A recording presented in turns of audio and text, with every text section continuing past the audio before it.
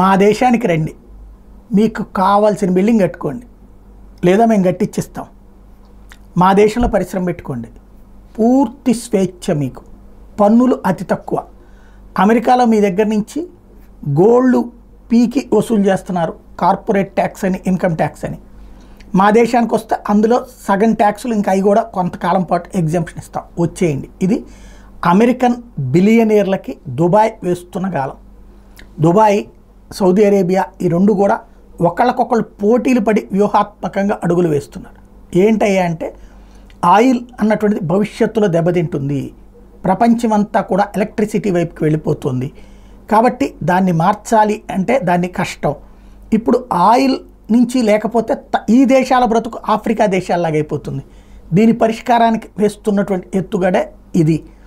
ఏంటంటే అక్కడ వ్యాపార వాణిజ్య సముదాయాల నిర్మాణం సింగపూర్ తరహాలో తయారు చేయడం.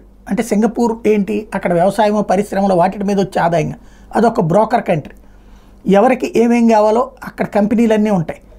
అమెరికాలో వాడికి ఏం కావాలి, ఇండియాలో వాడికి ఏం కావాలో తెలుసుకుని ఈ ఇద్దరి మధ్యన అనుసంధానం చేసేటటువంటి వ్యవస్థ వాళ్ళు చేస్తుంటారు. అట్లాంటి బిజినెస్లకి హబ్ కింద చేయడం.